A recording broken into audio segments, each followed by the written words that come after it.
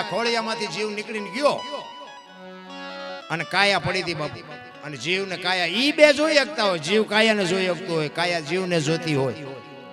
આ 12 દિવસ સુધીનો આપણો જે પ્રસંગ છે ને, ગરુડ પુરાણ આપણું કહે છે કે 12 દિવસ સુધી જીવ જાય ને એના ઘર ઉપર, એના પરિવાર ઉપર, એની સંપત્તિ ઉપર 12 દિવસ આંટા મારતો કે મેં મારા સંતાન માટે, મારા કુટુંબ માટે આખા દેહનું મેં ચિથરા કરી નાખ્યા, મારી પાછળ સારું કાર્ય મારા સંતાનો કેટલું કરે છે જોવા માટે પુણ્યદાન કરે છે, ગાયું કૂતરાને નાખે છે, હરિનું નામ લેવરાવે છે, એના માટે બાપુ 12 દિવસી જીવ ફરતો હોય.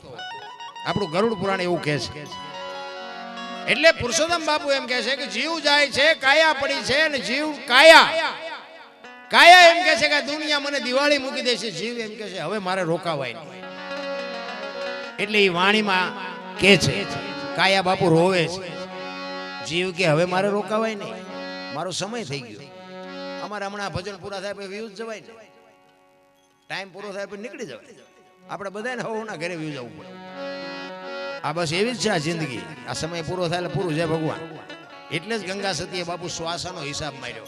21,600 શ્વાસા તમારા ને મારા ગણમાં હોય તો ગણી જોજો. 1 મિનિટના 15, 1 કલાકના 900, 12 કલાકના 10,800, 24 કલાકના 21,600 થાય. જેને ગણવા હોય ગણી જોજો. આ ગંગા સતીનો પરફેક્ટ હિસાબ. અને આ શ્વાસ છે ને, સ્વર છે ને, એ જ ઈશ્વર છે, બીજો ઈશ્વર કોઈ છે નહીં. આ બોલે એ બીજો નહીં, પરમેશ્વર છે પોતે. અકલ મઠા અવળા મથે બહાર જઈને ગોતે. આ બોલે છે ને, અવાજ આવે ને, એ જ ઈશ્વર છે. એટલે પુરુષોત્તમ કહે છે